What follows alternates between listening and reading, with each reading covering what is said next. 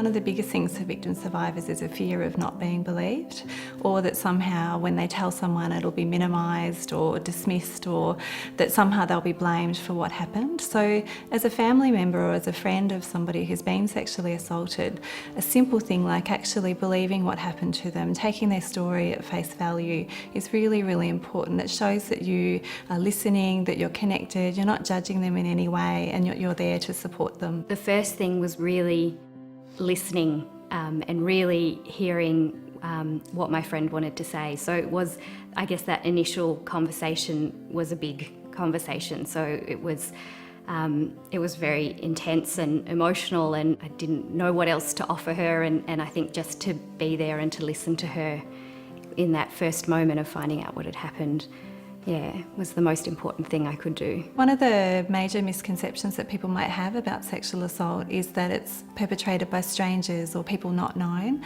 but the reality is for the vast majority of victim survivors, the perpetrator is known to them, which means often it's somebody within the family or close family friend. Family and friends can help, sometimes just by simply listening.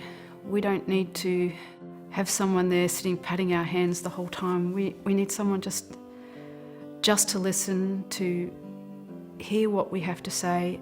You are very, very overwhelmed by just even the fact having to disclose it, having to relive it in many respects, and getting up the courage to disclose it. In my situation, the perpetrator was known to my family and friends, and so when I needed to say something, I was worried that no one would believe me. It's really important to know that whatever your story and whatever the story of the person that you're supporting, that there is options to have advice and information for you.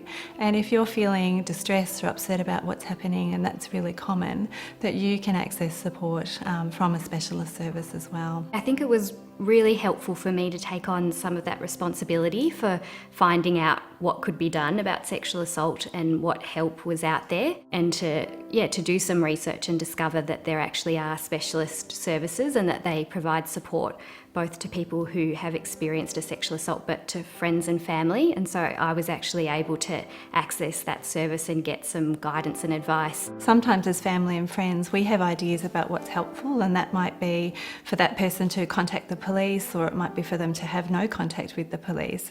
And the most important thing as a person who loves someone who's experienced sexual assault is that you maybe support that person to explore what options are available to them, and that they can make the decision when they're ready and their time about what they would like to do. There are a lot of support services in every state and territory in Australia that you can find online. You could also contact your local health service or speak with your GP and ask for a referral to the nearest service. It was really important that I kind of didn't rush in with lots of information and solutions, but I could really sense that what my friend needed most was for me to listen and to be her friend, and to be the same friend that I'd always been, and to not see her differently. They didn't doubt what was going on. It was helpful that when I did say something, it was more that they could, what could they do?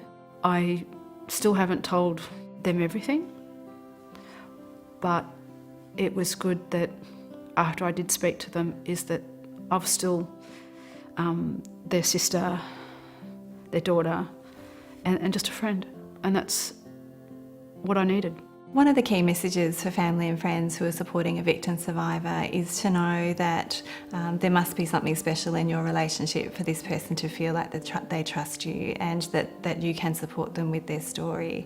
You can still continue to be a family member or a friend, that sexual assault is a part of this person's story, it's not all of their story. If anything, the experience of being able to navigate such a thing as sexual assault, and being able to be there for your friend and to offer some support and to really hear what that experience was like for them and be there for them. I think it's actually maybe brought us closer together. I don't want to suggest that good things necessarily come out of sexual assault, but that I think when you're there for the people in your life, when terrible things happen, it can actually bring you closer together.